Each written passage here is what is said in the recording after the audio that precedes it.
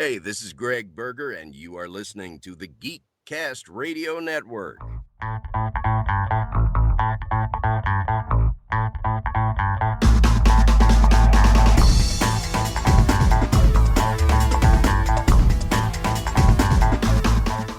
Hello and welcome to episode 188 of the Cinema Geeks. I am one of your Cinema Geeks, OptimusSolo, and joining me for today's record is MovieRevolt Dan. Hello, Dan. Hello. How's it going? It's going. It is going. A new world that I'm living in right now. Yeah. Congratulations, by the way. Thank you. The little daughter is 1 week and 1 day old. No, 1 week and 2 days old now. It's flying by. Already? You don't know, Kev? Jeez. I don't. It's all a blur.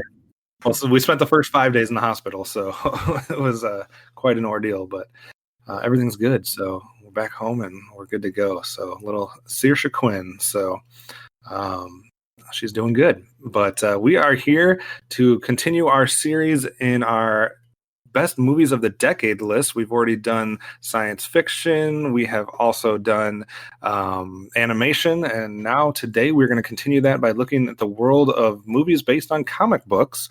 And we are not alone. As you heard, there are some guests here. So joining Dan and myself, the dynamic duo returns, Mr. DJ Valentine. Hello.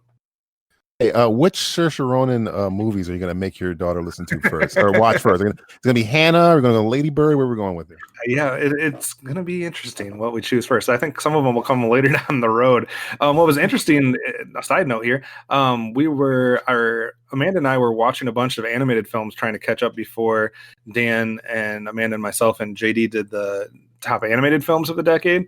And one of the movies that we watched to catch up was Song of the Sea. I think I said that right.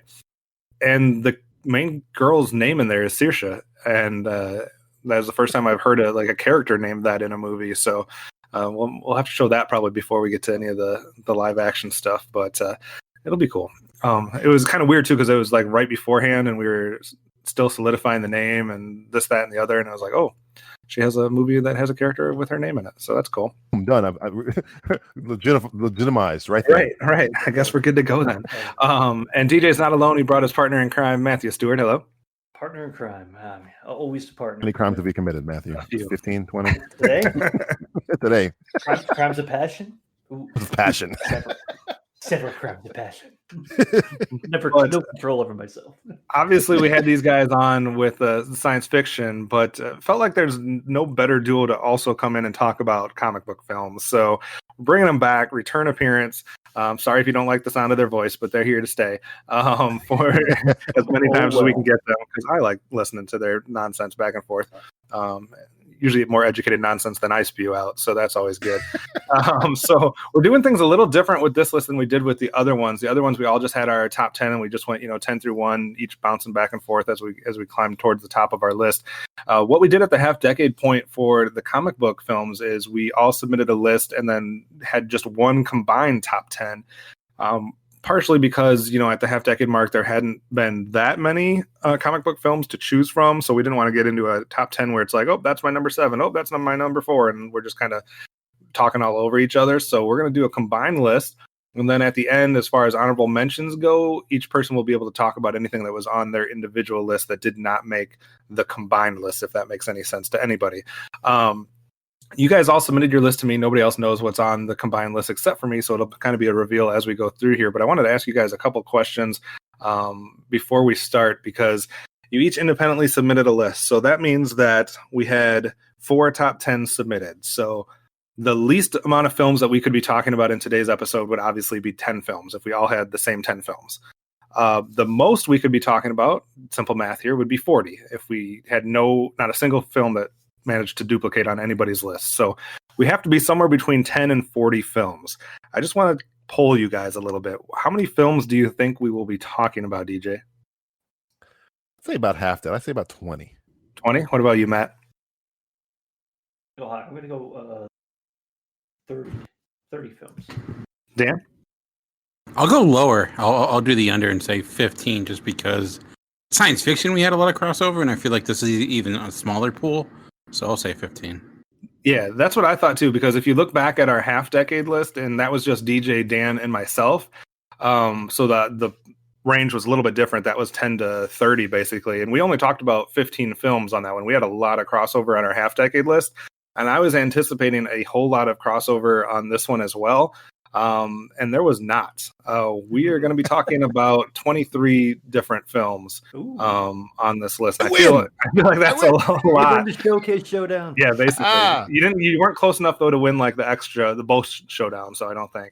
Dang, I'm gonna get the car. I take this trip to Switzerland. That's all right. So that was surprising to me for sure. 23 films being covered, and just to go off of a little bit more, there was only 2 films that appear on all 4 of our lists. Wow. That surprised me. So there's 2 films that appeared on all 4 of our list, and there's only 2 films that appeared on 3 of the 4 lists. So yeah, there was 7 films that appeared on 2 people's list, and 12 films that were only on 1 list. I think it's my fault here. I'm a kind of a comic book purist, so maybe I'm old. Maybe I'm looking for things in movies that you guys are looking for things. We'll see. It is interesting. The films that did not appear on more than 2 people's lists, some of them are very surprising to me. So we'll have to get into that. But before we start unveiling actual movies that appeared on the combined list, I wanted to get your guys' just quick, thoughts on forming the list and kind of what you were looking for, because it was a big decade for comic book films. Obviously, probably unarguably the biggest decade ever when it comes to comic book films. So DJ, how was the process of trying to whittle this down to 10? I mean, I think we gave a list out that was kind of a rough list, and it was about 100 films. Obviously, There could have been some outside of that, but how was that whittling process down for you? Well, you might not remember when you first brought this up, I gave you my list in 5 minutes. You did. So, because my top 5 was very, very easy for me because till this day, it probably has been the least amount of movement between the top 5 for me.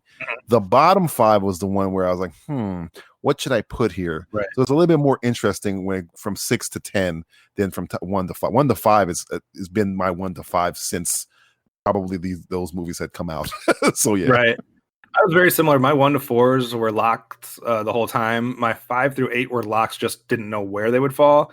And it was my 9 and 10 that were kind of a little bit more of a toss-up that I was trying to debate between a few films as far as what got in there. Matt, how was your process, and what do you look for in a comic book film? I'm kind of a comic. I mean, DJ can attest to this. I'm very spastic. And if you go back to listen to any of our podcasts from probably 2000 and 12, 14, 15, I was the first one to be ringing the dinner bell like, I'm tired of this genre, I'm over it. So perfect to have me on the show. But funny enough, like I ended up kind of falling down like a rabbit hole rewatching pretty much, everything that's on my list I rewatched to reaffirm how much I like these as my top 10, and then even some other ones as well. So kind of got a little bit of a comic book kick watching all these films. Nice. And, it's I don't know. I went by source material. I went by what I like. I didn't really go by some of this will probably fall in consensus, but obviously not because we have 23 different films we got to talk about. So I'm interested to see what everybody else said, but I go by my gut and what emotionally invests me in these films. Nice. I don't think anybody can blame that strategy and that criteria. That's a good one to go with. Dan, obviously the decade was huge for the MCU with just the sheer volume of films that came out during this decade. Did that make it a lot harder for some of the maybe non-superhero comic book films or some of the comic book films that were outside of the MCU to crack a list? Or how do you think the process was? It was honestly harder for me to determine when it came to the MCU. A lot of it just jumbled together in the sense of I didn't want to have a lot of MCU movies. I do like them a lot, but it made it realize how many of those are super close to me when it comes to quality wise. My top 5 MCU films, my bottom and my top 10 is always moving for the most part. I think I have my top 2, and everything beneath that kind of always is pretty varied. So that made it a little bit harder. But I think what's different about this list is, is keys. It's comic book movies and superhero films. It doesn't have to be a superhero film to qualify, Right. just based upon a comic book, which is a little harder to judge against, since science fiction films tend to be going after similar things. Where I'll have for example, in my top 10, I had a movie that's much more a political comedy compared to something that's like an action thriller, Right. and that's a little harder to compare to each other. So this is probably the most personal list for me when it came to all these, because it's just really what really resonated with me. Often, a lot of these I have personal experience with the source material as well. So if I really like the source material and I feel like they did it justice, or in some cases even improved upon it, that kind of gave it extra points as well. So, but yeah, I think the MCU is its own entity, and in a way, when I was doing my list, I didn't want to dominate it from MCU films. Plus, I think there are a lot of other movies that also deserved it too. So yeah, Right. Another interesting thing that we have to deal with each individually, as especially for DJ Matt, now that you guys have been on a couple episodes, and Dan and myself, this is what our third one or whatever, is how we treat films that are cross genres and can be considered for multiple lists. Do you include them on all your list, or do you keep them off? So that might be something that we get into as well, because there's definitely some that qualify for comic book films that may have come up in both either animated or science fiction as well. So that'll be interesting to kind of go through as well. Like I said, if don't feel bad if we don't get to one of your individual films during the combined list. We will all get a chance to highlight those and brag about them or get them involved in the discussion towards the end. So we're going to start off weird, though, because we're going to start off with our number 10 combined pick is actually a three-way tie. All right. And just to kind of highlight, I guess, the lack of crossover, it will be the only spot on the countdown that a movie only had to appear on one person's list to get there. So it's funny, though, because it's the same spot on three different lists. So this is a fourth, or let's see, fourth? No. On my list, this would have been... Sorry, I'm compiling a lot of different lists here. He's crunching the numbers, folks. I am crunching the numbers. It helps if I'm looking at the full decade and not the half decade list. So that's one thing that helps. This was number 3 on 3 of our different lists. So it's 3 of our number 3 picks, if that makes sense. So kind of going all across the spectrum here. It's a 3-way tie for Avengers Infinity War, Blue is the Warmest Color, and X-Men Days of Future Past. So that was ranked number 3. DJ, you had Infinity War ranked number 3. Dan, you had Blue is the Warmest Color ranked number 3. And I had X-Men Days of Future Past ranked number 3. So that is our weird tie at the 10th spot. DJ, I'll give it to you first. How do you break that down? I think I prefer Infinity War over, let's say, Endgame or the regular Avengers movie or Age of Ultron, because for one, that movie starts and does not let up at all. I think there is maybe one slow moment, and that moment is character development for the film's protagonist, Thanos, which is crazy unto itself, where the monumental, huge summer blockbuster makes the protagonist not Captain America or Iron Man, but Thanos. It's a heist movie seen through the eyes of a crook, which is great. It's almost like an Ocean's 11 type genre-bending superhero movie. Thanos being that crook, a character that was built up for 8 years, maybe 7 years, a long time, and who totally delivers visually, narratively, performance-wise. I remember leaving Iron Man 1 with my stepdad, who got me into comic books to begin with. And he said to me after we left the first Iron Man, and he was like, hey, maybe they could do Thanos, because he read comic books and he knew that Thanos appeared in Iron Man comic books the first time. And I just remember laughing, and I was like, there's no effing way they'll ever do Thanos. Thanos is too far out there. And I could not even conceive of them doing it. And they pulled him off so perfectly. And the Infinity Gauntlet saga, I didn't think they would ever be able to pull off killing all these people. 7 million memes later, Avengers Infinity War, I think, for my money, is the most well-constructed of the Avengers films, in which literally every single character from Wong to Okoye to Peter Dinklage gets a moment. So I think Avengers Infinity War is my favorite Avengers movie, and that's why it was my number 3. All right, Dan, I'm going to give you a chance to talk about Blue is the Warmest Color, then I'll talk about Days of the Future Past, and then we'll let Matt kind of summarize it at the end since he has the unbiased opinion. I'm obviously the odd man out here, so right. I don't like any of these movies. Before I let you talk about Blue is the Warmest Color, I couldn't rank Blue is the Warmest Color because I didn't get a chance to watch it yet. So it is a blind spot for me. Otherwise, it might have cracked my list, but I just haven't seen it. So Dan, what makes Blue is the Warmest Color something that should be this high? I think it's still streaming on Hulu or Netflix. It has been for a while. I don't know it's on if Netflix. It's still there. It's on Netflix. Yeah. I'm afraid I don't know if that's one that I can show or I can watch with Amanda. No. No. That's super rated R. Super duper R. Yeah, I would say if there was one complaint about Blue the Warmest Color is that you could argue it does get pretty gratuitous at times almost. Like it's when it comes to the sex scenes and things of that nature. But I think what drives it, what makes it work, even despite that, or the performances of the two lead actresses, they're just phenomenal. I wasn't really familiar with the manga it's based upon, or if it's qualified as manga or what have you. I've read a little bit of it since then, but it's just really well constructed, well done, beautifully told, coming of age film within this romance that just feels very authentic and. Despite what I said about the sex scenes, it is beautifully shot as well. I always feel like sometimes with horror films, it's hard to really pick up on performances because of the language barrier. Like you can't always see them at the same light as you would a film that you can understand the language of. But I think even the strength of the performance are there because of a lot of the quiet moments as well. Obviously, not the first thing that people think about when they think about comic book movies. But I think that's why I also wanted to highlight it as well is because it just shows the variety of stories that are told through comic books, that they're not always superhero films. They can be these smaller life stories as well. And this to me was one of the best representations of it, of the genre and the film genre as well. So nice. Interesting. I think that one came up as an honorable mention last time. I don't think everybody had seen it at that point either. Obviously, I still haven't. But when we did the half-decade list, obviously Infinity War had not been released yet.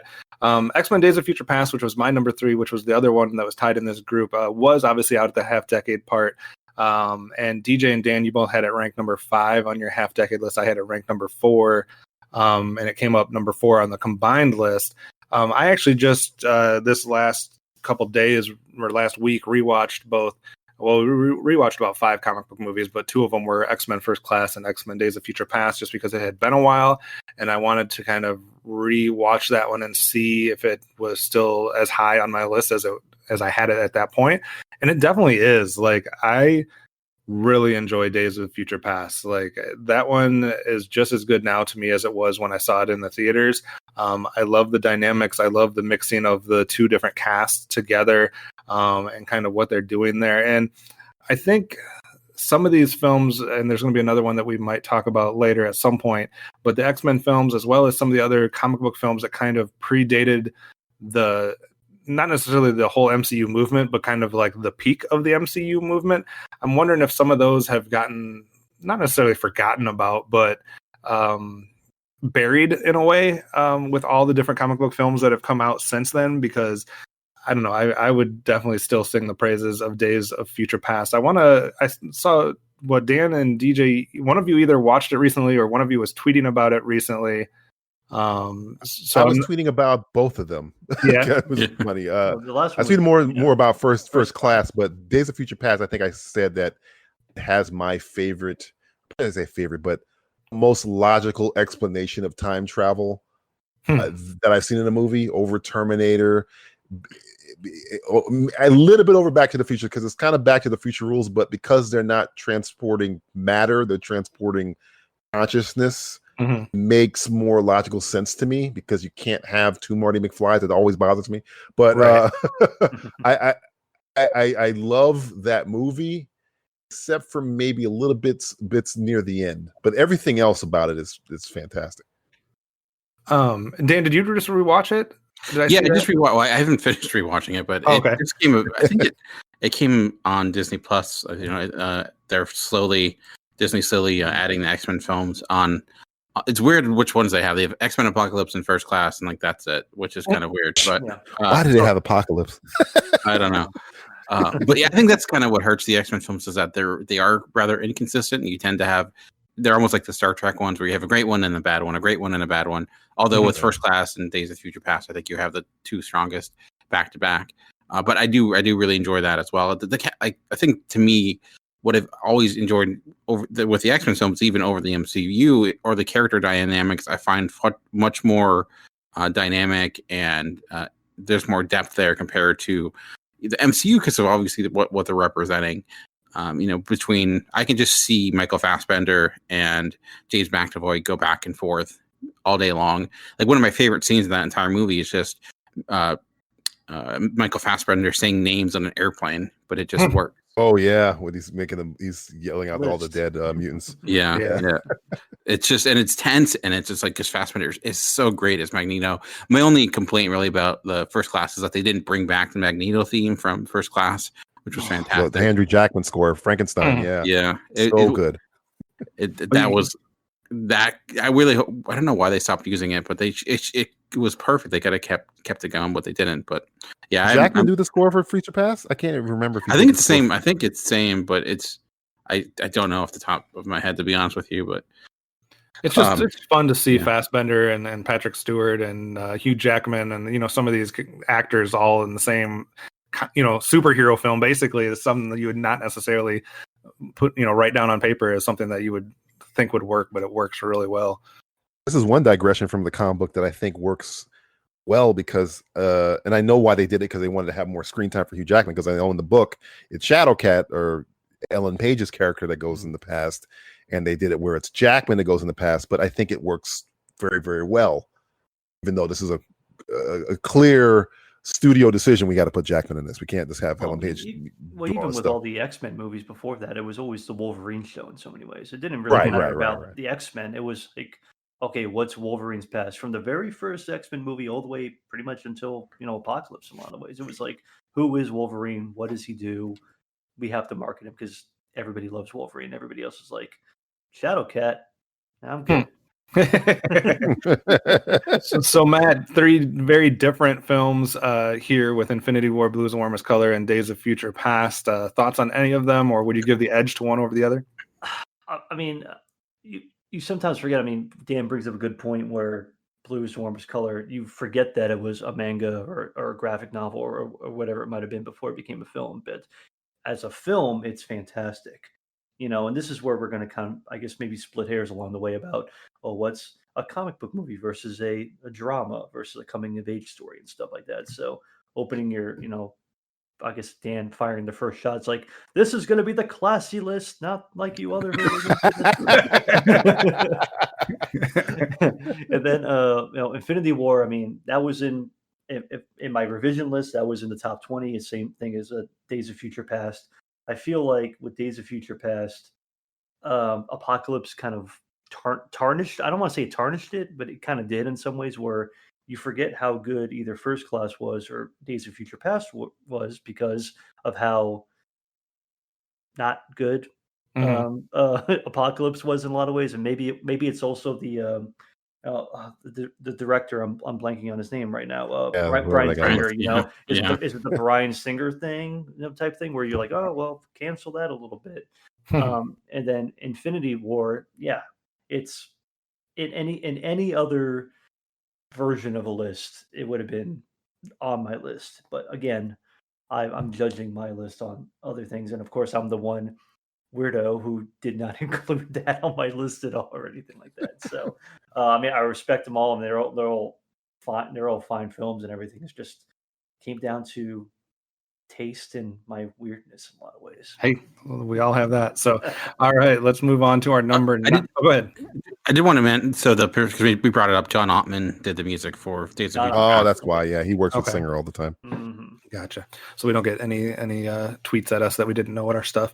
Dan came in with the save there. All right. So for our number 9, this is kind of going into another group of films that I feel like also has been buried by the MCU. For number 9, we're going to go to Dark Knight Rises.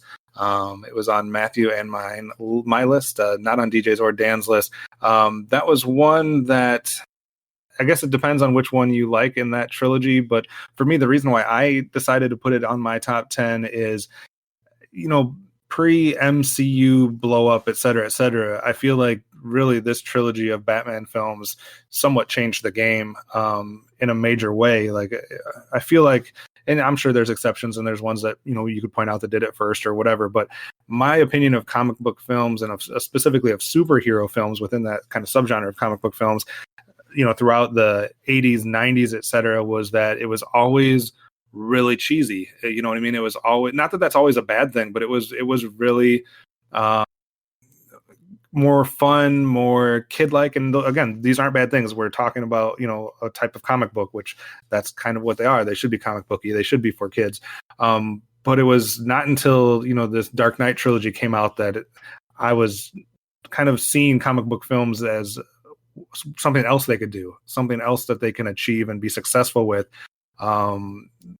this more serious, more dramatic style where it's not as out of this world. You know, the effects are a little bit more realistic looking. The costumes and the characters are a little more realistic looking, kind of the antithesis to what Batman and Robin from back in the day or something like that. So I just feel like they deserve to be talked about still in a high way. I feel like it's almost like the inception of what we had with the sci-fi list, where it's something that really was groundbreaking at the time and was talked about a lot when the movie came out. But now that we've gone through the whole decade, we've had so many other movies, we've had so many other years, and I just feel like they're somewhat buried, somewhat underappreciated. But for me, Dark Knight Rises still deserves to be talked about. So I had it all the way up at my number 4.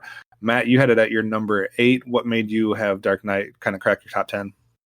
This is the classic, you know, you can stumble. I mean, we go back to the, I guess, the revisionist history of the new X-Men films for Fox with the First Class trilogy.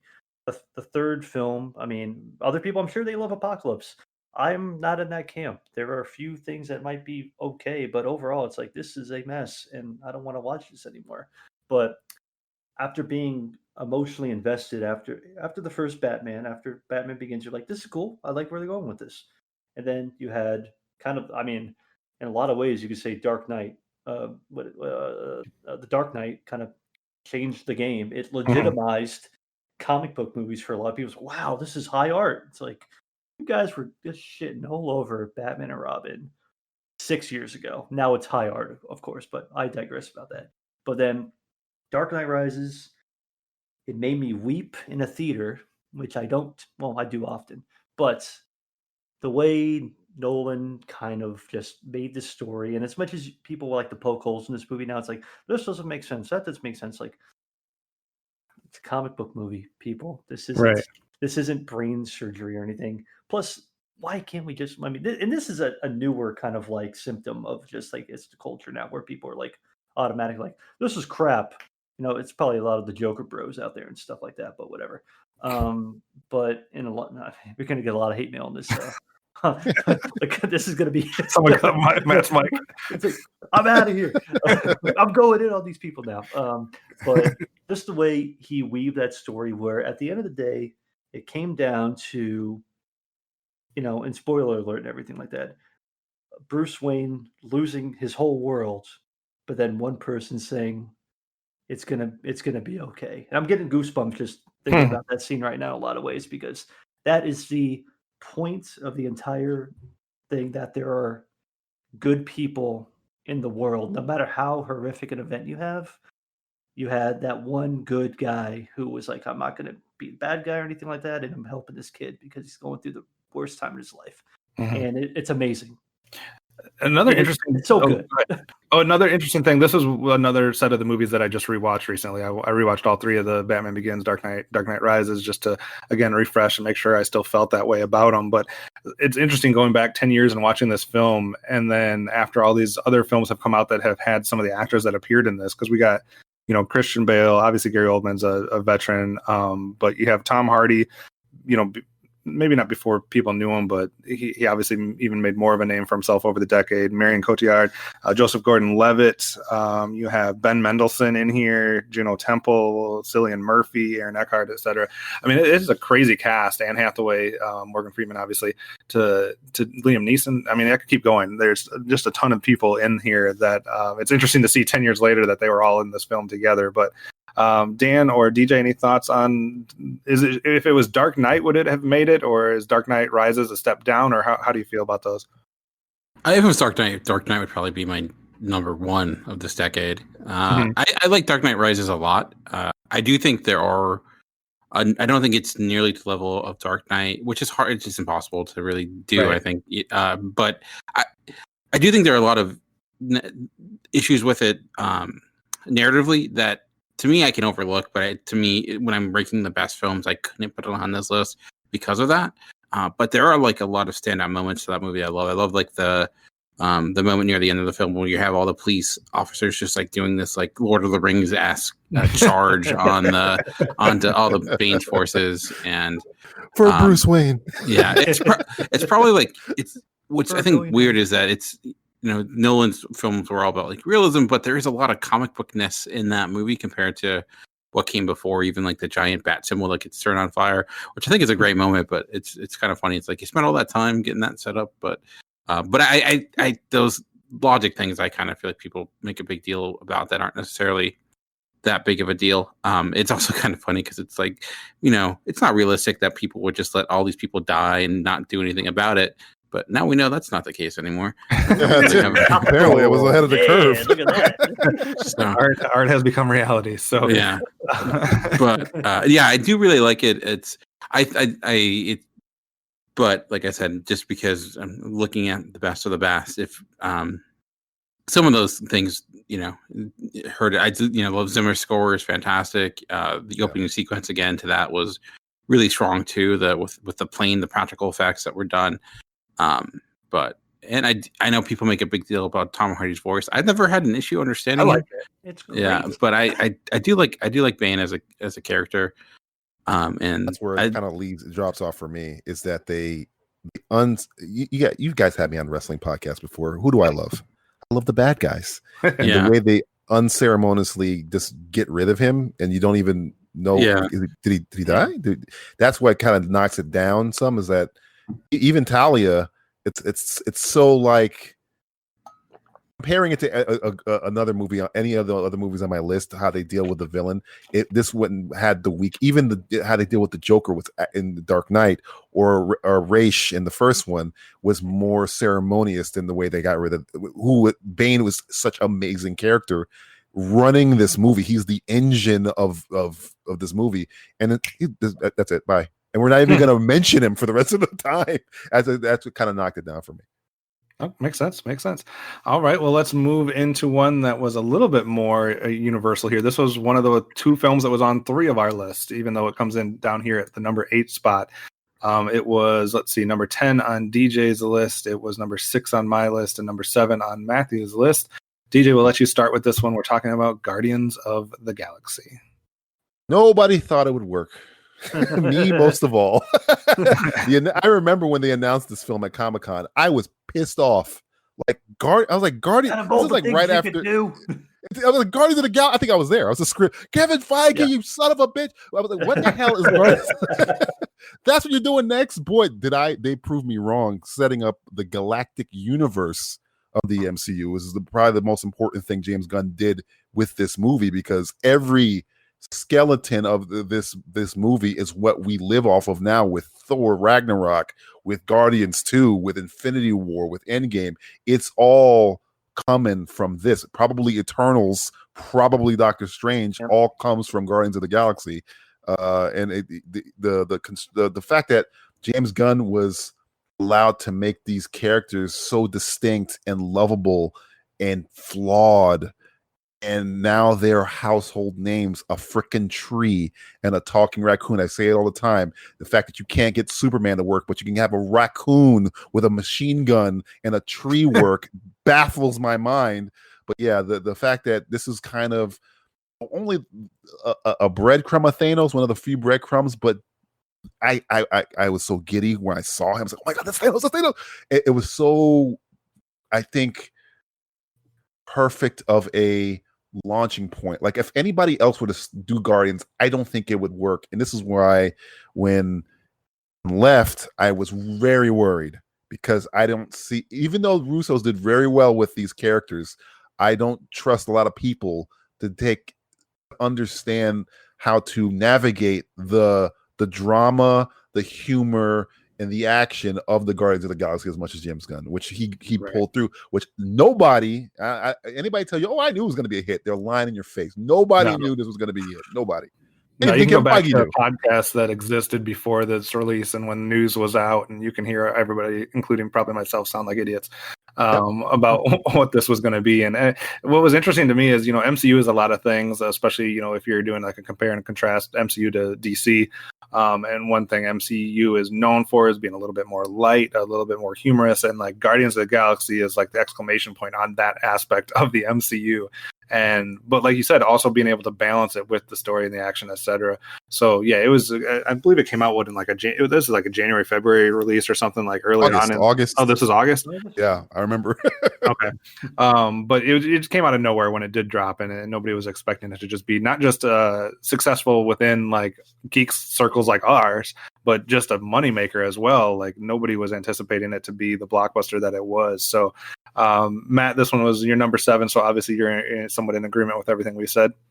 Yeah, pretty much. I mean, and I'll out there. I mean, I knew of the Guardians of the Galaxy when they announced it. I mean, I probably said like, "Oh, that's cool. They got like weird characters," and I mean, I was already a big James Gunn fan. I mean, I like James Gunn going all the way back to Trauma days and Slither, and because all his weird, just kind of oddball, sensibility appealed to me. I'm like, oh wow, he could make this.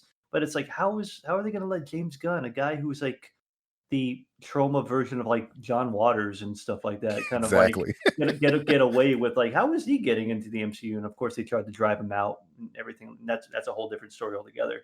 But I mean, he works so much stuff into giving every character their time to shine and their own little personality, so you can like your own characters. Like, oh, I'm a Drax guy. Well, I'm a Star Lord guy. It's like, oh, I'm a Gamora girl or something like that, or something like that was really cool and exciting. And plus, he was able to weave his own brand of humor, and the fact that he could include like a cum joke into a movie without people really knowing. It's true. It's so interesting to me. And Jackson Pollock. The Jackson Pollock. It's like not a lot of people know. It's like, okay, we're all adults here. We know what it is. But the fact that he said that in the theater, I'm like, did he just like make a joke about like he's having sex all over his ship? That's freaking awesome. I love that. The other thing that I talked about the comedy, and the other thing that obviously this movie did very well that hit with a lot of people was the music, and the soundtrack obviously is a main part of it as well that kind of helped it kind of differentiate itself from what we had seen prior in the comic book world. And it just was a lot of fun. Dan, I know you also had this in your extended list. I think it was the number 15. So obviously you're somewhat in agreement here of the merits of Guardians of the Galaxy. Oh yeah, definitely. I love Guardians of the Galaxy. I even really love Guardians of the Galaxy 2. I think Ego is one of the best MCU villains ever created. I know people think it's a big step down. I've seen that a lot, but I think it's nearly as strong as the first film. Maybe the comedy isn't as sharp, but I was a huge fan of the Dan Abnett and landing run in Guardians of the Galaxy, which this kind of comes out of because there's different versions of Guardians of the Galaxy that are a lot different characters. But even like, being a Gunn fan, you seeing him utilize his style, bringing people like not Mickey Rourke, but oh my goodness. The other Rourke, what's his name? Rooker? Oh, Michael Rooker. Michael Rooker. Yeah, there you go. Michael Rooker.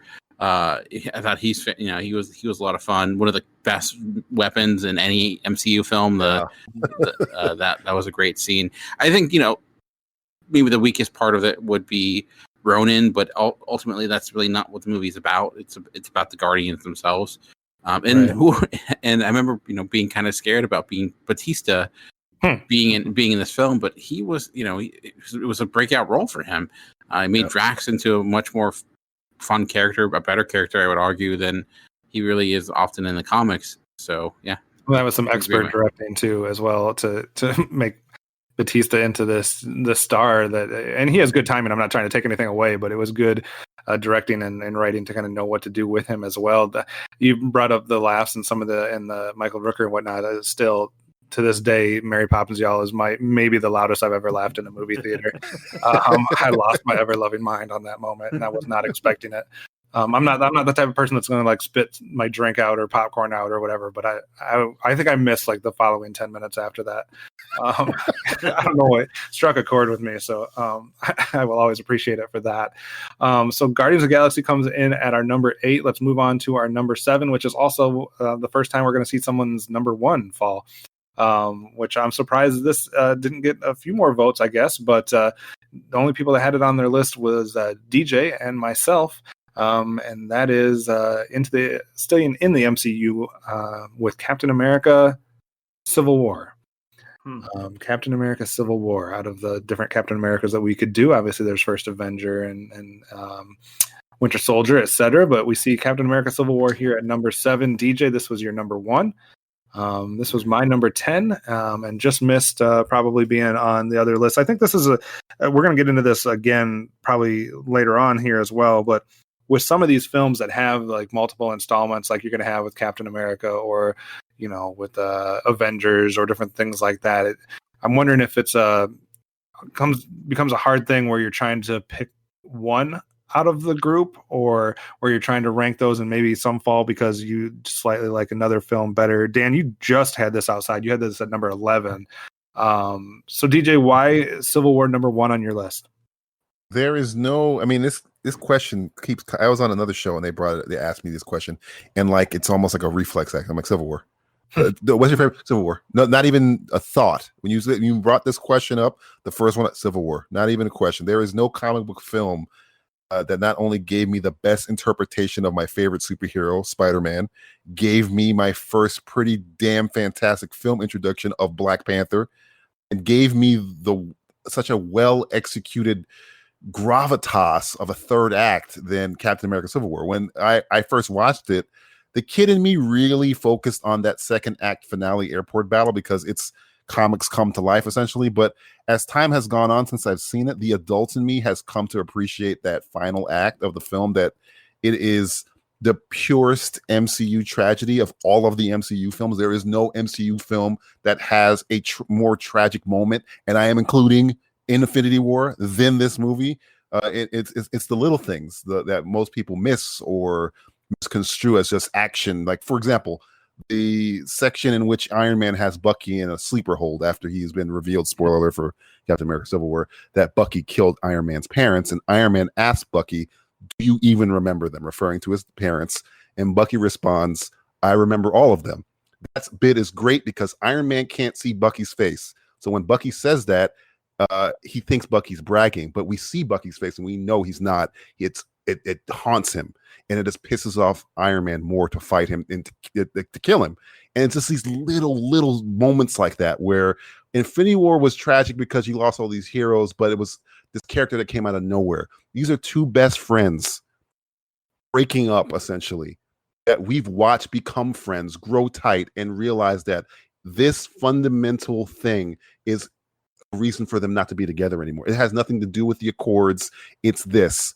And right. Cap can't turn one way and Iron Man can't turn the other way. Everyone in this final act is perfect. I think the film glossed over, people just gloss over, oh, this is the one with the airport fight. That's what everybody says, and they don't really think about that final act of the movie. But it really is the tragedy of these guys' friendship come to an understandable reason, understandable reasons of why they wouldn't be. People are you Team Cap? Are you Team Iron Man? It has all that stuff in it. It's kind of like their version of Revenge of the Sith if it was done correctly, or Ben-Hur, if you will, you know, with these two friends that you want them to be friends, but they're just, this thing gets in the middle of it. And I heard one person say about Civil War that it's so good, it's suspicious. And I highly agree with that sentiment. Civil War will always, and until, I mean, Infinity War and another movie came very close. It just that scene where my father gave you that shield, stuff like that. That got me. That emotional rage of a friendship breaking up is something you don't get out of any other superhero movie like that, because you know you know Iron Man. You know, right. I mean, we've seen this guy for 12 years. We know Captain America. You've seen him for a decade. So watch these two fall apart is really, really, really good. I mean, bad, but good to watch in the film. Another interesting thing that it accomplishes on that same line is that on such a large stage and a grand stage, you know, talking about superheroes and things like that, but taking something that can be so relatable to everybody, as far as, we all had, that friend that you're friends with, in whatever grade school or middle school. And then as you grow, there's going to be that issue or that thing that draws you apart, whether it's a philosophical thing or whether it's just I'm interested in that and you're now interested in something completely different and we're going to go our different paths. Like, we can all relate to that on so many various levels. That I think it was very clever the way they did that. And it's also something that we hadn't seen much in comic book films or superhero films up to this point, which is basically almost throw the villain out the window and now turn your two heroes and make that conflict between them the central focus. And that is almost the antagonist in a way. He's pre-Thanos. He breaks the entire MCU with a videotape. Right. That's worse than a gauntlet. He didn't have to do any physical violence at all. He just had to tell him the truth. Imagine you're Tony Stark. This is why I'm Team Iron Man. And your father treated you like shit for your entire life and idolizes this man who's been hiding his killer. That's that whole moment where he goes, "Don't bullshit me, Cap. Tell me." That moment where I think this is the best you're going to see Robert Downey Jr. act, and other than maybe in Endgame. It's that moment of rage, because you never really see Iron Man or Tony Stark angry. This is the only time, and it's justified. That's what makes it sad. It's like, oh, it's not just a miscommunication. All the cards are on the table. Captain America doesn't lie except for this one time. And that's the time that Tony Stark cannot believe you're lying about protecting the guy that idolized you, that he killed. That whole thing, that whole third act, to me, it puts it always number one. Matt, I'm assuming that this one just missed your list. Funny enough, it was definitely on the outside looking in. I think it was maybe in maybe 21. It didn't make, and maybe that's just me not looking at it correctly. I mean, this is why you bring both of us on. You have you have the high thinking mammalian brain of DJ, and you have the lower thinking reptilian brain of Matt. So this is why you have both of us on, because we're so dynamically different in some ways. The dynamic duo. The dynamic duo. The non-dynamic duo. The non-dynamic duo. But I this is one of the movies that I did rewatch, but I rewatched all the Cat movies, pretty much everything, kind of like from, I think, Winter Soldier on. Nicole and I just kind of marathon through. And I remember watching Civil War. I was like, wow, this is, I mean, it's a fantastic movie. And to DJ's point, the third act is what should hit it home. But the first two acts, while they're fine, they're good. The fighting is okay. I mean, I like the fact that they brought Crossbones back. That was like kind of geeking out, like, yeah, Crossbones, but they kill him off, of course. But oh well. But the third act, which I should be focusing on, it's a culmination of, let's say, from the 1940s all the way up until this movie. The Starks and Rogers have been intimately connected from World War II all up until this Civil War. And I guess when DJ talks about what he was just kind of expounding on, in a lot of ways, it makes sense. I mean, of course, I'm like, oh shit, I must be a complete moron because I don't understand comic book movies at all. So, but it is like seeing the ultimate breakup of a family relationship that's been built for 75 years or something like that. And I guess you lose sight of that. And maybe potentially in me making this list, I lost sight of that because you have so many bombastic things. You have Ant-Man becoming Giant Man. You have Black Panther, which everybody was like losing their shit over. Like, oh my God, Black Panther's finally here. And then you kind of forget, it's like, oh yeah, Black Panther, his dad got killed too, by the way. Just in case anybody's wondering, this is what kind of puts him into the ocean as well too. Just in case you're wondering. But yeah, it's like the Cap and Captain America, Iron Man breakup movie that, of course, is fixed after a bigger extra dimensional, extra galactic force comes into play. But I don't know why I kind of had this. It could have been something where I was like, this isn't my favorite Captain America movie or something like that. I mean, that's why I kind of missed the list for me. Yeah, it was one of those that was fighting for that 10th spot for me. There was about 4 films that were fighting 12 through 9, and this one slotted in at number 10. Dan, I know you're a huge Captain America fan, so I'm sure you have no problem with it getting some love here. No, none whatsoever. This is probably like my number 2 Marvel movie. It's very close to number 1. So I think it's I think if anything, my number one's more based upon enjoying the source material a little bit more. Like I think this is far better than the comic book Civil War, especially in Hell yes. Yeah. where 20 million times. Yeah. Yeah. It comes from. I mean, it comes from a similar place, but the outcome and everything behind it is much more impactful and much more meaningful than where. And the ending too is great. As DJ pointed out, but yeah, it's probably, and it was technically not an Avengers film, though it kind of feels like an Avengers film. Yeah. Although, and I think that is one of the benefits of it too, is that even though it is, you have all these characters, it's still at the core of it, Captain America story, even like the funeral sequence, how they kind of took that and actually repurposed something that was said to Captain America or he said and utilized that within the movie itself. I thought was kind of a clever way of handling it. So, yeah. All right. Think about how a studio probably 10 years ago would never have this movie structured that way. There is no way 10 years ago they have the airport scene not be the finale.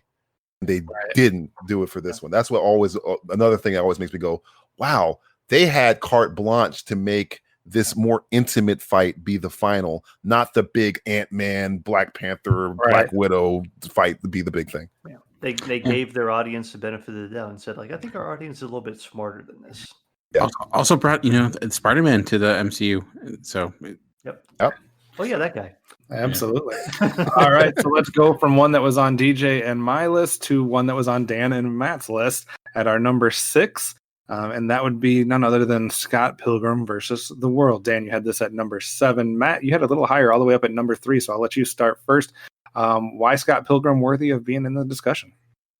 I guess it kind of I don't want to say falls into like that whole like blues warmest color thing, but indie comic darling. People who know about Scott Pilgrim know about Scott Pilgrim. It's cute, it's quirky, it's funny, it's weird. But this was like the thing that Edgar Wright was. He was already doing his, Shaun of the Dead, Hot Fuzz, all that stuff that people kind of knew from the what do you call that? The whatever trilogy, the ice cream trilogy or whatever it is. Coronado. Yeah, thank you, the Coronado trilogy. But then he takes the time to just make this quirky little comic book movie that probably would never have gotten made. Probably if like I don't know if Hot Fuzz or if like Shaun of the Dead weren't hits, and then suddenly Edgar Wright is like the talk of the town. It's like, hey, what do you want to do? It's like, oh, mate, I want to do a movie about this these Canadian folks. That's a horrible. Edgar, you're here. Edgar Wright is on the broadcast. He's on the podcast. That's an amazing impersonation. Thanks for inviting him, Kev. That was really nice of you. Surprise guest. And a surprise guest, Edgar Wright. Limited Edgar Wright. But it's just such a quirky, and I know a lot of people. Again, this has become one of those movies that's like a problematic movie, and it's I guess in this day and age where it's like. Scott Pilgrim's kind of a creep and kind of a scumbag and a horrible person and stuff like that. And a lot of the characters are kind of insufferable and things like that. But just bringing a comic book to life and injecting everything I kind of like about pop culture and video games and manga and anime and everything about that is like so it's structured so well. It's so many inside jokes. There's so many things you can kind of take in and out of it. Mary Elizabeth Winstead, I think she's a freaking angel in this movie. I love her so much, even though she's just, she's kind of like the flighty girl that people are going after. But it's a heartwarming story about just a bunch of freaks and weirdos, and it has Captain America in it, which is really cool. And it's got a great and Superman. It's got Superman in too. I forget about that. Captain Marvel's in there. Captain Marvel. It's got everybody. Well, one day we're going to be talking about like every movie has every superhero in it ever in the history of that. But I don't know, just something about it. It's just choreographed so well, and it's endearing. It's charming. It's I don't know. I guess it's something I watch at least once or twice a year, and it's something that I can watch with my wife, and we both enjoy it a lot. So it has kind of a soft spot for me where the rewatchability is very high, and I can always get something a little bit different out of it every time I watch it. Excellent. Interesting to look at the half-decade list. Scott Pilgrim was on the combined list number 6. That is obviously where it was here as well. So it was number 6 at both the half-decade and at the entire decade list. Dan, obviously it made your list as well at number 7. So what are your thoughts on Scott Pilgrim? Scott Pilgrim's movie, I think I've enjoyed much more the more I've watched it over and over again. Especially, you can really see how well Edgar Wright's direction is when it comes to utilizing a lot of the special effects. Because this is a movie that is overwhelmed with special effects. However, there's a lot of practical elements to it too that make those special effects work, and make them integrated so they feel like they're part of the world, which is key for that movie to work. It's like a live action video game in a way. It's super clever, and it's just really bombastic in that way. There's so much energy throughout the entire film. Like, I don't think anyone else could have done it quite like how it was made without it being Edgar Wright. And Michael Cera, who I know gets a lot of complaints for him playing the same character over and over again. I do think it was great casting. Like, he does fit that part well, and actually can pull off the action sequences, and with Jason Schwartz, and which should be really awkward actually works.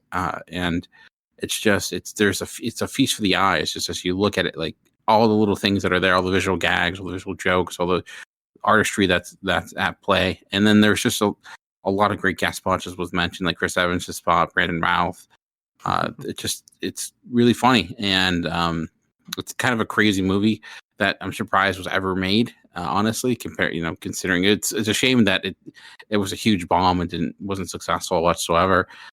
Because I think if it was, we maybe could have gotten more films that were, took risks like that, but unfortunately, it just wasn't successful. So it's one of a kind because of it. All right, so that is a good spot for us to take a quick break at the halfway mark here. We're going to give a couple ads out here. I'll actually remember to put them in this time. And then when we come back, we'll go ahead and talk about our top 5 combined comic book films. So stick with us. We'll be right back. After these messages, we'll be right back. Hey guys, it's OptimusSolo and Hard Candy Mandy. And we just wanted to let you guys know about another podcast out there that we both think you would all enjoy. It's one of both of our favorite shows to listen to, and it's none other than the True Bromance Podcast. True Bromance is a movie podcast hosted by longtime friends Hyro and Barry, and if you like to smile, laugh, and just be genuinely entertained while listening to movie talk, then this is definitely the right show for you. Each week, the guys break down a recently released movie, and not only do they tie in the movie that week to the beers that they are drinking during the show, but they also tie it into a real fun top and bottom 5 list associated with that movie. It's a blast hearing both sides of these lists, and it definitely makes them unique amongst all other movie review podcasts. So we definitely want to recommend all of you guys to go check out their show. Just search out the True Bromance Podcast on iTunes, Stitcher, and all other podcast platforms. And if you listen via iTunes, do us a favor and leave them a 5-star review. And don't forget to let them know that the Cinema Geeks sent you. On the Simplistic Reviews podcast, we talk movies. We talk TV. We talk. Hello, Julie, what the heck are you doing? Trying to make our spots sound more exciting by adding explosions. Yeah, I'm pretty sure you could have got the point across with sound effects, not the real thing. Car. Download the show on iTunes or at simplisticreviews.blogspot.com. I'm sure your insurance company will cover that. No, they won't. No, they probably won't. Now back to the show. Do you see how your patience paid off? All right, thanks for sticking with us. You've already heard our 10 through 6, which included 2 extra films. So we had Avengers Infinity War, X-Men Days of Future Past, Blue is the Warmest Color, Dark Knight Rises, Guardians of the Galaxy, Captain America Civil War, and Scott Pilgrim versus the World. So it's time for our top 5 on our combined list here. Starting off with the number 5, going back into the MCU. This film only appeared on 2 lists, which this one might have shocked me. This one and the next one are the ones that shocked me the most, that they only appeared on 2 lists. So just on Matthew and myself, we both had it at the same spot, actually. And that would be Black Panther. It comes in at number 5. We both had it at number 5. So Matt, I'll let you start. Why Black Panther amongst all of the MCU films deserving a spot here? Again, I'm sure DJ can speak better this. A decade ago, would you have ever have imagined, in Black Panther? I mean, in circle. I mean, full disclosure. I mean, I never read Black Panther. I mean, I read the comic book characters that I knew, or maybe appealed to me, or maybe looked like me in a lot of ways. But there were a lot of people who read the crap out of Black Panther, probably because he was the lone African American superhero for a lot of people. and I hate to say it made him a novelty, but I mean, unfortunately, it probably did for a long time. But with good writing, good stories that kind of led up to this, coming out party in Civil War, and then you got a full out Black Panther movie that, I mean, I won't say it changed the world, but it definitely changed the direction of how we see, just not even. It's even more about it's not even about the character. It's more about the culture. Seeing a different world that people aren't used to, and of course, I mean, this was.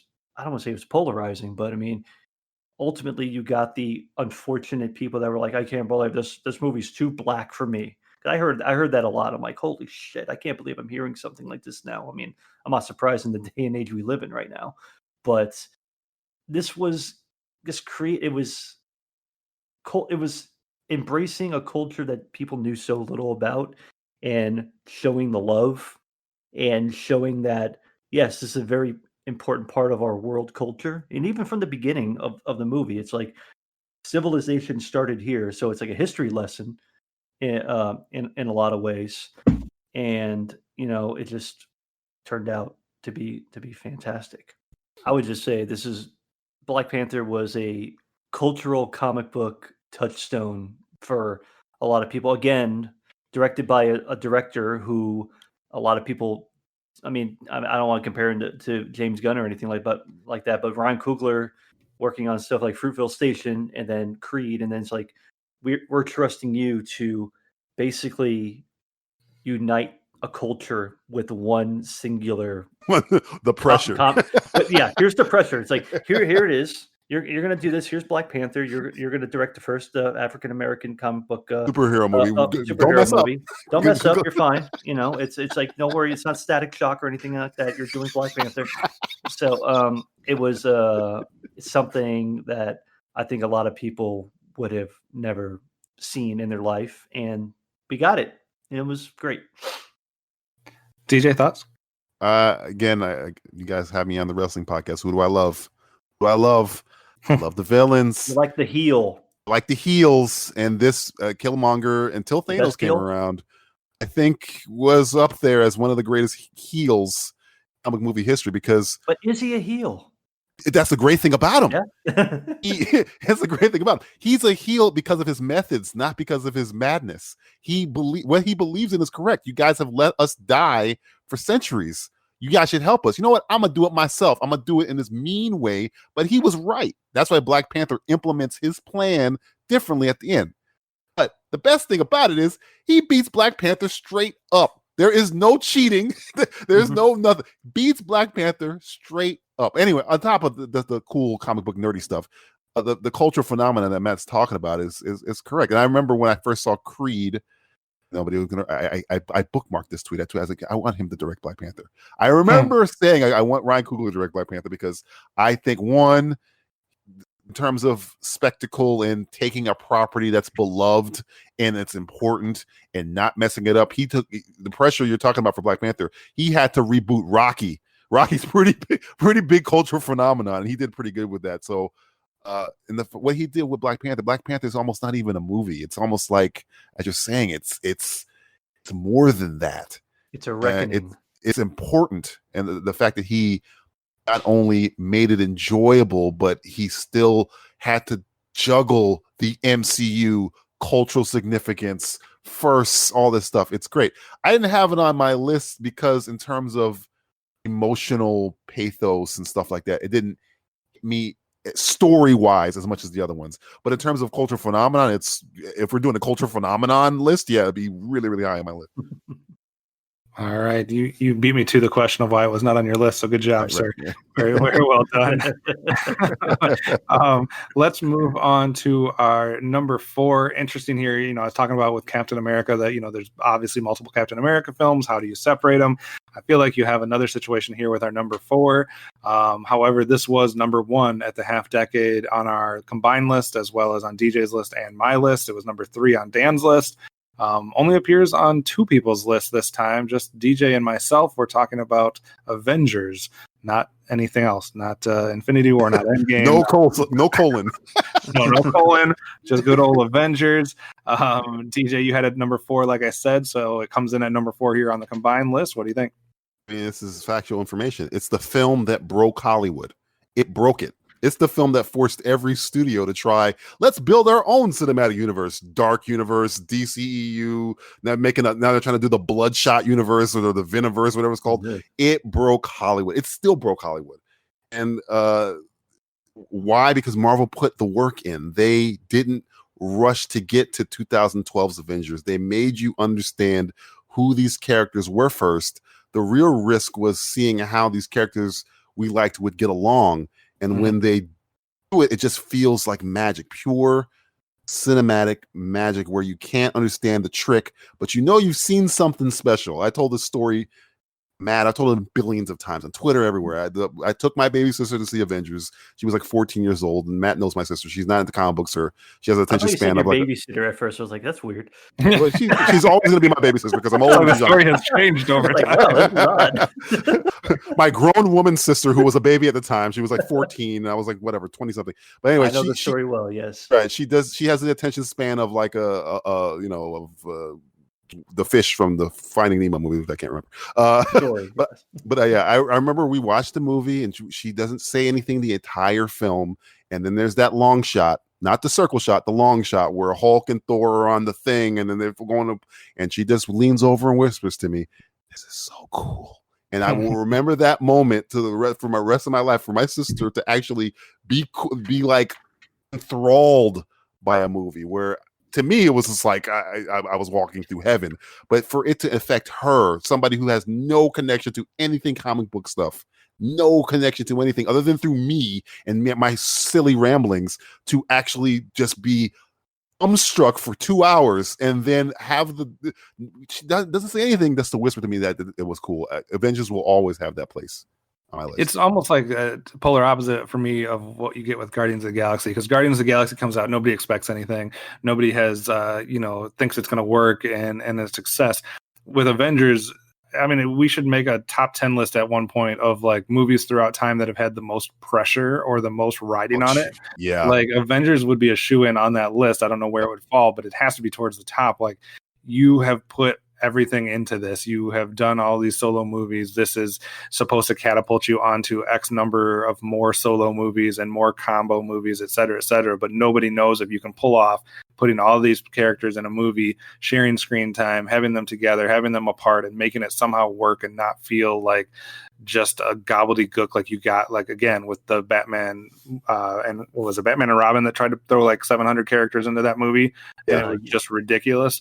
And that's what could have happened in a way here. It could have just felt like this jumbled mess, and Avengers knocked it out of the park. So that's why it was so high on my list. I had it number 2 this time, number 1 at the half decade mark, just for what it accomplished, what it achieved. I know there might be other MCU films that resonated more to individual people, maybe other MCU films that are technically a better film, but for what this one had to accomplish and for it to do it with a lot of success, and I just think that there's something that goes with that. I think there was a lot riding on it that could have changed if Avengers would have not been as successful going through. They might have switched strategies, they might have curtailed things, they might have gone a different direction, but Avengers worked. It also, we talk about comic book villains, and for me, Loki is still always going to be towards the top of that list. I just think that he's a lot of fun to deal with. Tom Hiddleston's a great actor, and I just like kind of how that plays into everything. And how it, you can't trust him, you can't trust him, you can't trust him, you can trust him type thing, and how that kind of all goes. So I'm surprised that only 2 of us had Avengers, but again, is this a thing where now, since we've had Infinity War and we've had Endgame and we've had all these different installments, you could even throw, Captain America Civil War as almost an Avengers film in there.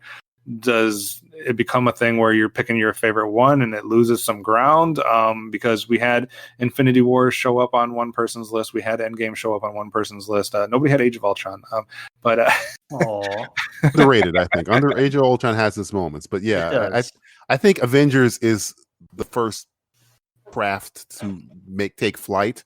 And we've seen like jets and spaceships and stuff, but Avengers, none of this would happen. There's no Infinity War without Avengers. There's a lot of stuff without Avengers. You're probably not getting comic book movies the way we're getting without Avengers. There are no cinematic universes. There are no, hey, we're going to make a Star Wars story because we want to make a Star Wars cinematic. There's none of that without Avengers working. Dan, this one obviously was number 3 on your half decade list. Just missed it. Obviously here, I know it's still one that you appreciate. So what caused Avengers to just kind of slip out of the top 10 here? I do think it's what happens is Avengers, the second half is amazing, but when you compare, I feel like other Avengers films and other MCU films have built upon what it did and done it in a more complete fashion. Because I do think the first hour or so of Avengers is not as strong. There are some good character moments, but some of the very opening, it's kind of weird with like the Loki coming into the Shield base. Like I think that compared to like for something like Civil War or even some of the other Avenger movies like Infinity War, that they had more of an emotional beat to it as well. Again, though, like DJ mentioned, that when the invasion actually starts, like that was some of the most fun I've had this decade in a theater. And I think it was only topped when, with other Avengers films, seeing people clap and cheer and yell and scream. And like, if Avengers isn't what it is, if it isn't as successful as it was and as good as it was, who knows where the movies would have gone. But again, I still love that movie. It's just, I think where we've gotten to, like the other Avengers films, like as you mentioned, would not have been able to do what they're doing. But like they should, they're evolving and becoming better. So that's why it just didn't make my top 10. Fair enough.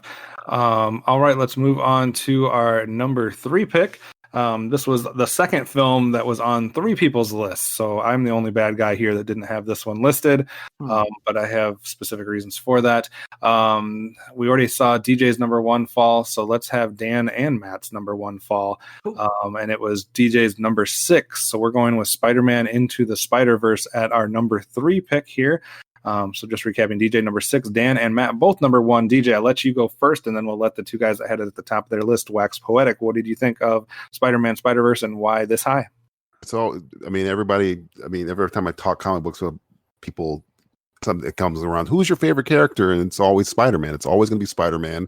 And Spider-Man Into the Spider-Verse serves as a true love letter to Spider-Man in all of his forms, made by people who understand how cool and important Spider-Man really is, where Soups and Batsy are gods almost.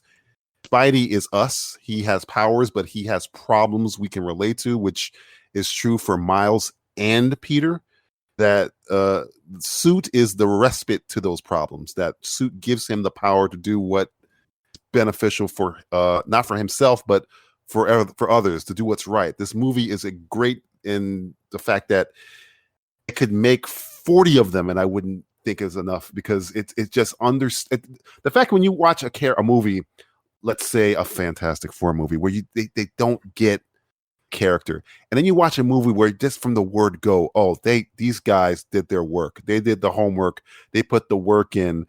Just for the first 5 minutes, I know I'm in good hands. And that's how I felt when the first act of Spider-Verse, when I'm seeing Nick Cage's Spider-Man Noir come in or whatever, and or Spider-Ham. Once I saw Spider-Ham, I'm like, okay, that's it. This movie is there is no way they slept-walked in when they wrote this script to have Spider-Ham in this. They had to put the work in, and this movie puts work, and it has just a really good story. Miles Morales is one of the only characters in comic books that jump universes from the Ultimates universe to the 616 universe. And the fact that he's such a compelling character, his story's so good. And usually there's always replacement heroes where, I want the new version of this guy. Miles is not that, but he's also his own person. This movie's just great. I remember when I watched it in theater and the animation, people were freaking out because they couldn't understand the stop motion kind of effects of what they were doing, and there was even a method to the madness of that where Spider-Man his effect is at 24 frames a second and Miles is at 16 because he's going to look janky because he doesn't know how to do Spider-Man yet. Just the homework they put into this movie is so good. So Spider-Man Into the Spider-Verse was. It's hard to put it lower than 5 for me, but it's up there. Dan, obviously, we talked about this one a little bit during the animated segment of our countdown, and it appeared on 3 of the 4 people's list there as well. Why Spider-Man Into the Spider-Verse number 1 for comic book films for you? I think it just stands out amongst the crowd for a number of different things, and I don't think there's a movie I've rewatched more than Spider-Man Into the Spider-Verse because my son loves it, and I've listened to the soundtrack so many times and watched it so many times, and despite the fact that I've watched it, I still actually really enjoy it, and I still find myself becoming invested and seeing little different visual gags here and there of what they did. And to me, it's I hate the term perfect movie because I don't know what that means, but to me, it's as close as a perfect movie that I could think of because it does everything you'd want to and then some. And it's you have a great Miles Morales story that if you even were to take out everything else that's in the film, that's probably strong enough for it to stand on its own. But then you're able to add all these other factors. Even Peter Parker's story itself is, he's well-rounded. Gwen Stacy's character, you have all these different facets that all work really well. The animation is mind-blowingly amazing, and hopefully will kind of show what we can do with animation and push the medium forward. So I think what this benefits from is not only does it a whole high bar for the world of comic book films and superhero films, but also animated films, because I think it exceeds what came before it in both areas in a lot of ways. The voice casting is really strong as well, and they're not the most obvious choices for those characters either. I love that it's willing to kind of look weird. It's willing to have Kingpin look completely not human with like gigantic shoulders and a small head, but it works because of this how it's stylized. And I think this is going to be perhaps only Black Panther, a settlement film for I think a lot of kids, and this is going to have one of those films that has more of an impact even as decades go on, where Miles Morales is going to be on the same level as a character as Peter Parker for the generation that is growing up now, which is something that wasn't the case, because this character's only been around for about a decade or so, and now they're going to be on the same path, and kind of showing that anyone can be underneath the mask is, I think, the type of thing that is perfect for this time, but really any time, and it's something that's kind of fit the character as well, because there's been classic Peter Spider-Man stories that have touched upon that in a way. And then also, I think perhaps the best Stan Lee, one of the best Stan Lee moments, and very timely as well, because it came out right around his passing. So that's why it was my number 1. It's the one I felt the most comfortable with. Like, it was really, like I said, with like Captain America: Civil War and Winter Soldier, they're so close, but they're also, they feel very similar in a way where there's nothing quite like Into the Spider-Verse. So that's why it was kind of easy to put it for number 1 for me, because of just how special it is compared to everything else in the genre. Makes sense. Matt, you also had it at number 1, so I assume you echo most of those sentiments. Yeah, most of them. And I guess also to Dan's point, his son loves the movie, and this kind of brings it into DJ's point about the Avengers a little bit too, where I can watch a movie with my wife. Comic book movies, we watch a lot of the same movies. She won't watch horror, but that's another thing altogether. But her coming out of the movie, I mean, this is probably more based on my excitement to show her, because I get off on a lot of things, but I get off on the idea that I can use my geek knowledge or nerd knowledge when Nicole, my wife, she asked me questions about after the fact. It's like, oh, so who's Miles Morales? Why is he around? Why is this? Well, who's the Kingpin? Who's this?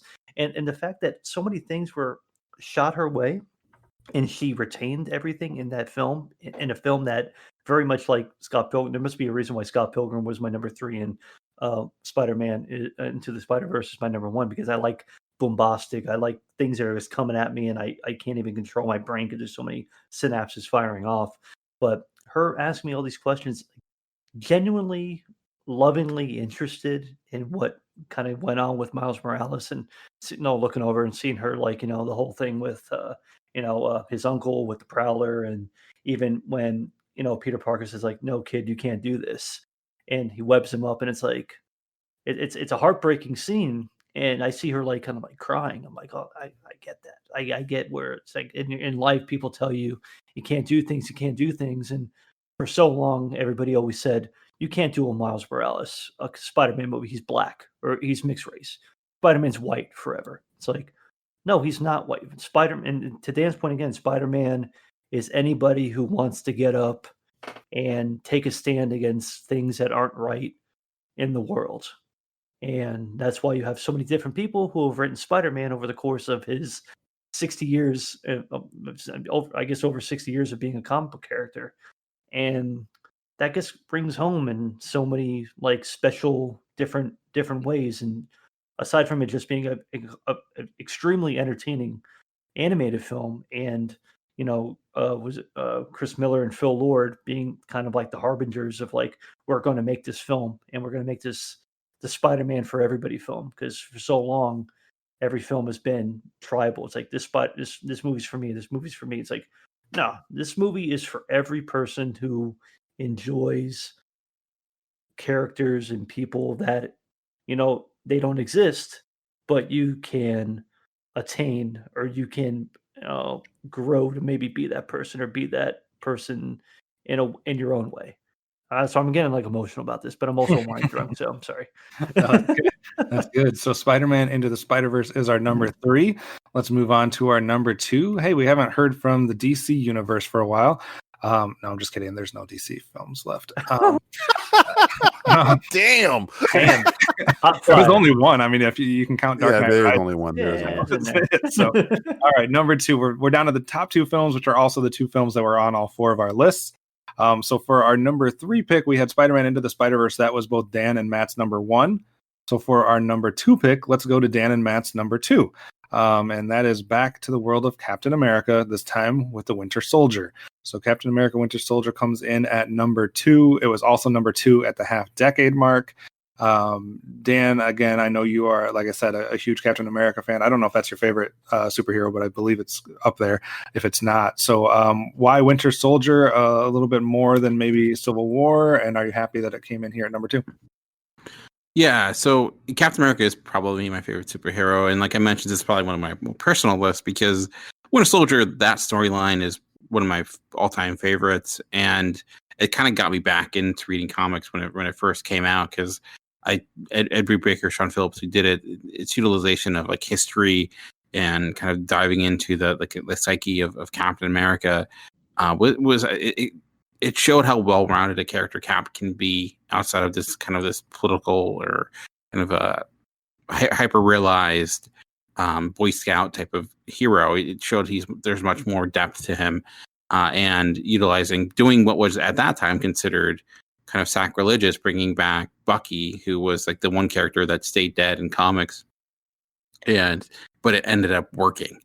And I thought this is very different than that story. It doesn't delve as much into the World War II aspect of the character. Some of the characters have changed, but it got that core correct. That relationship between Captain America and Bucky, and how it drives really kind of Captain America's actions. To me, Captain America, what makes him an interesting character is he morally does the right thing. It's not his ideology is not tied to a country. It's not tied to a political stance. It's what he believes is right. So the best thing you can do to make him even more interesting is giving him a situation where there's no clean cut right or wrong answer, where things are complicated, where maybe he has to take what's considered the wrong choice for the right reason, which I thought Winter Soldier did very effectively. And made Winter Soldier himself into even kind of a Terminator-esque type of character, and probably has my favorite action scenes within the MCU. The The bridge fight, between and one unfolds is fantastic. Even like the reveal too of Hydra was huge. I thought that was added so much to that film and the previous films and what was to come within the MCU, which was kind of tied into similar Captain America, where that was more taken from a different story. But I thought that was a really smart move. I love the relationship between Steve Rogers and Black Widow, and I thought it actually made Black Widow into a better rounded character to kind of see and give Scarlett Johansson, like when that came out, I was like, that's to me the first signs of seeing, they definitely should do a Black Widow movie, which eventually maybe we'll see one day. Hopefully it'll come out sometime. Right. But yeah, so that's again, like I think Civil War, as DJ mentioned, you could probably say there's a much more emotional and ending to that, and there's a lot more at stake compared to maybe Winter Soldier. With the Winter Soldier's ending is a little bit more bombastic. It's kind of maybe too big in a way, where Civil War went the opposite route. And so that made me drop it down a few pegs, but it also brought back what's my all-time favorite Captain America uniform within the movies itself, and got rid of that awful one from the Avengers, which I was a fan of. And also, again, this introducing Falcon and that relationship, and how the on your left thing eventually comes back into the future Avengers films. But I don't know. To me, it made Captain America into one of the best MCU characters, which I love the first Avenger. I think it's a really good movie, but this to me, it just set a new bar from the opening sequence on the ship. That one was fantastic, and it just kind of just exceeded from there. And George St. Pierre makes an appearance. Yes, he does. DJ, what do you think of Winter Soldier being at number 2? It was my number 5. So the MCU. This movie came out, I think, was fine. We're like post Avengers, but Winter Soldier, as Dan's saying, when it came out, it was this film that really showed that comic book films had longer legs than probably most people thought. With the adoption of a genre with a superhero sheen on top of it. I know Nolan did it with The Dark Knight, but this kind of showed that that wasn't a one-trick thing. You could do it with spies, as I said before. You can do it with Ant-Man. They use it with criminals, the heist movies, stuff like that. And this movie, to me, it's not my number 1, but I think it's nearly a perfect movie. There's nothing I can really pull. I mean, I guess the climax with the helicarriers, some people crap on, but I think it's more than that. I always lean toward the emotional stuff, I'm with you, Cap, to the end of the line stuff. And as Dan had hinted at, and is the most accurate depiction I've ever heard, Bucky Barnes' Winter Soldier is the best Terminator you've seen since the T-1000. And yes, to this day, the best Terminator you've ever seen. It was the first time in a movie where the villain scared. I'm like, oh my God, I don't know. Is he going to kill them? I because he was so unstoppable. And I remember a friend of mine or somebody I talked to before said that Bucky is better at killing people than Cap is at protecting them. That's what makes him dangerous. So it's like Bucky might not be as strong as Cap, but there is no hesitation. And so that fight on the bridge, where every move Bucky makes is he's pulling a weapon. It's so fantastic. And this is my favorite portrayal until this Black Widow movie that I keep hearing rumors about ever comes out. This is my favorite Black Widow performance. This is my favorite version of Scarlett Johansson, where she is a sphinx until the scene where Cap is like, just stop lying to me. That part, that when she confesses who the Winter Soldier is, I just love how Scarlett plays that role. That in this movie, every other time she's kind of like pushed to the side, but to me here, the moments that she has with Steve, and it's not even they kind of do a little hint to the romantic thing, but it's not that. I don't think Cap and Black Widow have that. It's more like a brother sister mutual respect thing, and the way where they're having a conversation in Sam's house. And would you trust me to make that decision? I trust you now. That stuff right there, that stuff was what makes Winter Soldier to me very good. And the score, Henry Jackman, we keep talking about this guy. The score for Captain America, Winter Soldier is fan-friggin-tastic. I don't know which one I prefer more, this one or his First Class score. It's fantastic. The music where Cap is escaping the Triskelion, it's amazing. I would put it up there with any MCU score that I've heard. All right, Matt, quick thoughts on Winter Soldier before we get to our reveal of our number one. The fact that this was coming out off of like the Avengers, but the Avengers for me, it didn't make my list because of the lack of stakes. I'm big on films where I can go into a film thinking like, wow, anything could happen. It's like you're not going to kill any of your big heroes in Avengers. Give me a break. The good guys are going to win. This one, to everybody's point about just Bucky being the Terminator, where it's like, wow, this guy will kill anybody and can and has the ability to do that. And there's literal like, oh wow, this has got me on the edge of my seat. This is a spy thriller that I don't really know what's going to happen, and it gets you emotionally invested in both because you feel this pity and sympathy for Bucky the entire time. Like this guy's obviously being controlled from from a higher power, and you have his best friend who wants so damn hard to do whatever he can to protect them, and he doesn't want to make the ultimate choice, and sometimes he almost has to. But the fact that a movie like this can have stakes and it's so well crafted, and it showed you that the Russo brothers knew what the hell they were doing, and the fact that Kevin Feige and the whole MCU Godhead was like, "You're the guys." Yep. You brothers, you guys who directed an episode of Community with paintball guns. Welcome to Collinwood. Here you go. Here are the keys. Are going to be the Sherpas to get us to the very, very top of the entire universe is also an interesting concept to me too. But yeah, great reveals. I mean, the swerves left and right and everything. Hydra being revealed is like they're not dead. They're still here. It's everything about that movie is just that's why it's number 2 for me. It's so damn good. It's so exciting. I love it. So staying at that number 2 spot, halfway point, and at the full decade point. So that is DJ, Dan, and Matt's number 1s have all been picked. Dan, myself, and Matt, all of our number 2s are off the board. Everybody's number 3 is off the board. So what does that leave left for our number 1 overall? It was on all 4 of our lists. DJ, any guesses? I hope it's my number 2. It is. Ah, thank God. And that is? Logan. So Logan comes in here. DJ's number 2, Dan's number 6, Matt number 4, my number 1. So DJ, we'll let you start. Why Logan? There have been, we've talked about it, many films out there that have tried to deconstruct the superhero. I think Logan is the one film that does it right while still showing respect to the character. This was the first and likely last film. The gloves are off on the character of Wolverine, but it's high on my list because of the surprisingly fantastic performance and arc of Patrick Stewart's Charles Xavier. Not surprising because I didn't think he could do it, just because I didn't expect it going in. I thought this was going to be the Logan show, but they took a big facet of the old Logan comic book storyline and put it on Xavier, having, spoiler alert, him be the one responsible for killing all the X-Men on accident. That the tragedy of that, a man who has dedicated all these movies since 2000 his life for peace and mutant kind, unable to stop himself from eradicating that same dream.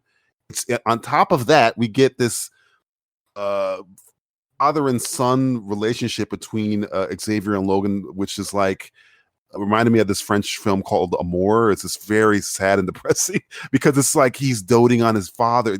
Xavier is essentially the closest thing he's had to a dad. And then on top of that, you get this unapologetic father and daughter story with Logan and X-23. I mean, the film is just so brutal and intense. The action sequences are directed like it was like a Western 3:10 to Yuma by the guy who directed 3:10 to Yuma. I mean, and we could talk about, like, you might make a list of the top 10 best comic book moments in a movie. And the final shot of this film is one of those best comic book movie moments. I say that because there is no dialogue. The moving of the cross to form an X got an audible response from me, everyone in the theater. It is the one movie, or the first, I guess you can count Endgame, but it was the first comic movie where I don't want to say I was bawling my eyes out, but tears were running down my face especially the Xavier confession scene on the bed when he's just talking, or I had a good day. I don't deserve this. That was heart wrenching. And the ending, it's so well done, and you can just tell that Mangold and Jackman and Stewart left it all on the field for this movie. Absolutely, Matt. What are your thoughts on Logan being our number one? I mean, having it in my top 5, having it in my number 4, and it's funny the kind of the difference that Mangold made between making the Wolverine and then Logan, because a lot of people shit on the Wolverine.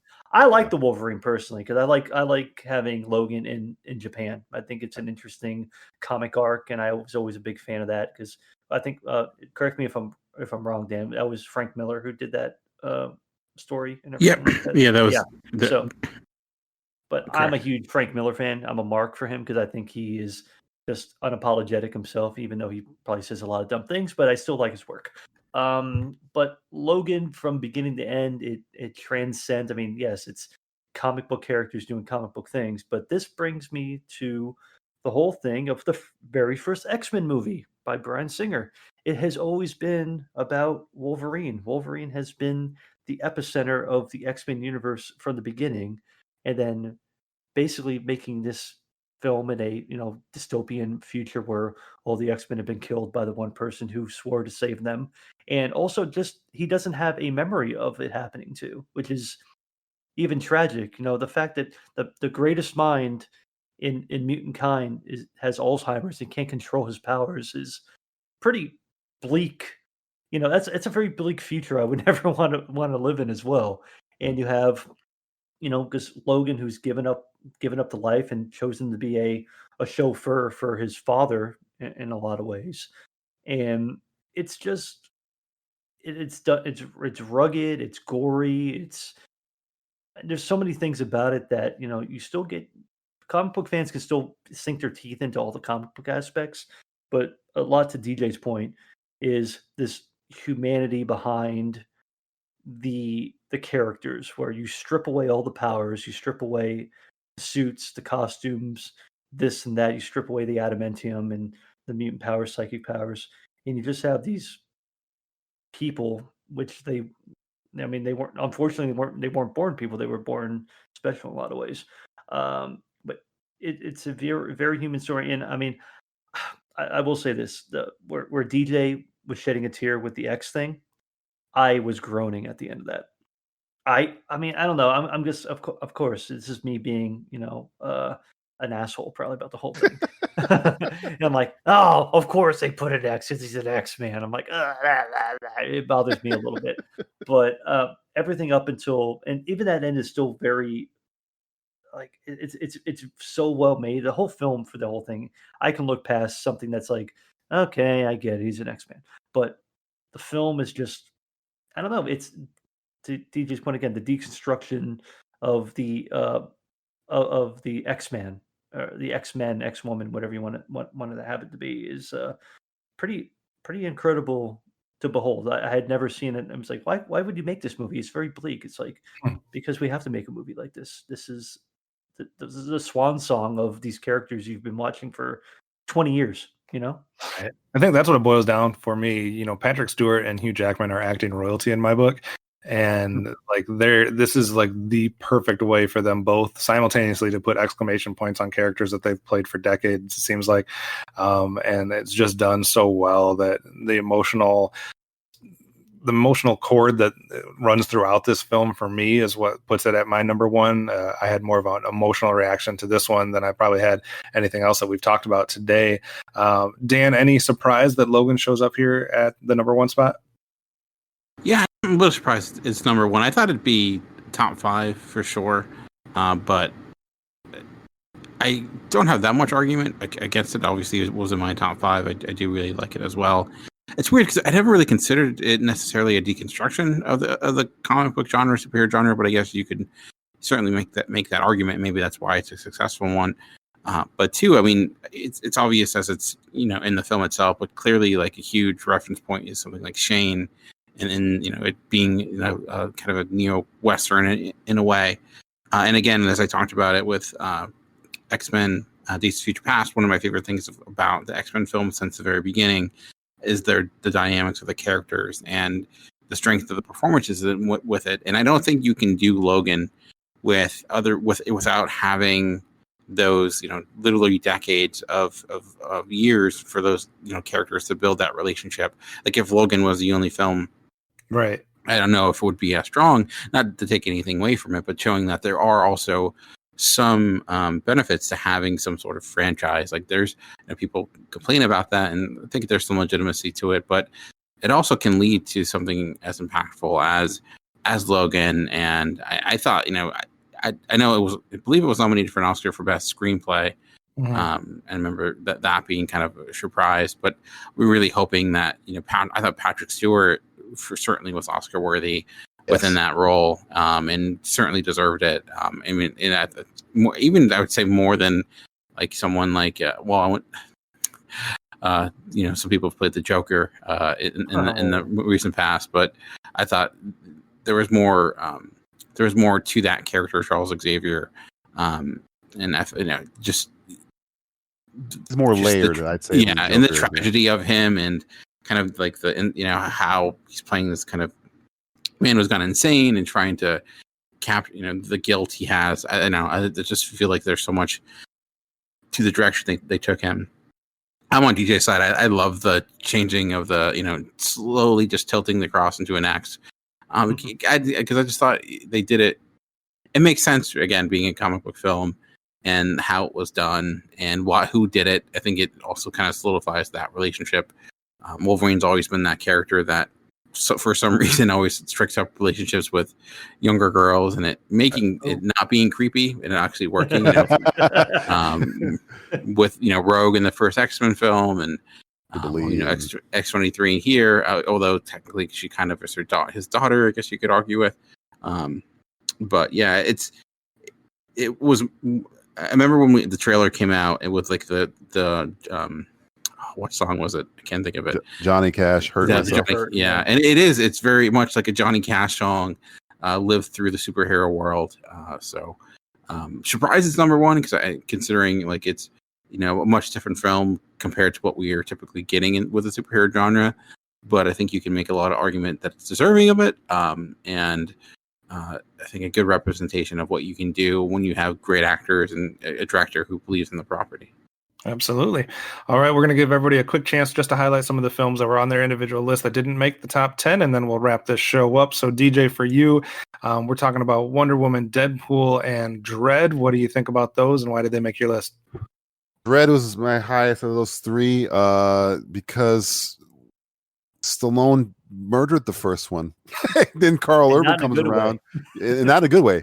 And then Carl Urban comes around and goes, "This is how you do it, man. This is how you honor a character, understand a character. You don't take the helmet off." And again, like I tell you all the time, I love the baddies.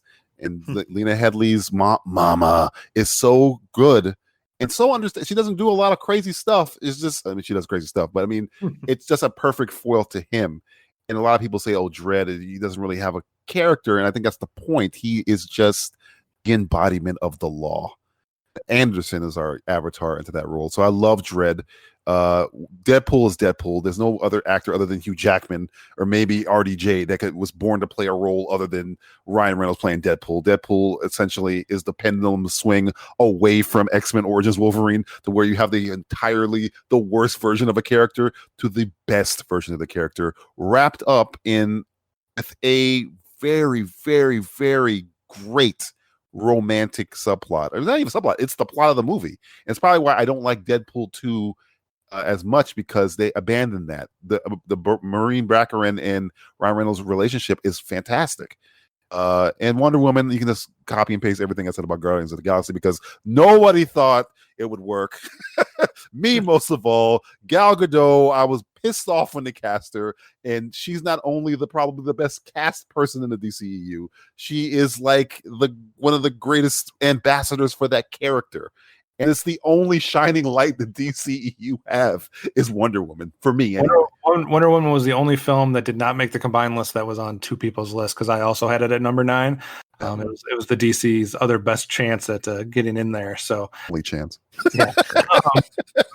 I had some films on your list that didn't make the overall list. We had Doctor Strange, Spider-Man: Homecoming, and Kick-Ass. Any thoughts on any of those? I like Kick-Ass because it's just weird and it's off the wall, and it's another one of these. It's a superhero film in the idea that there's people that are dressed up as comic book characters, but there's nothing super about any of them. And I also just like I like Mark Millar a lot because he just creates horribly grotesque situations that I think are amazing. He's in the same way of like Garth Ennis or anybody else, or anybody who's kind of from the UK who just is like, well, I'm gonna make weird stuff, so I hope you guys enjoy this.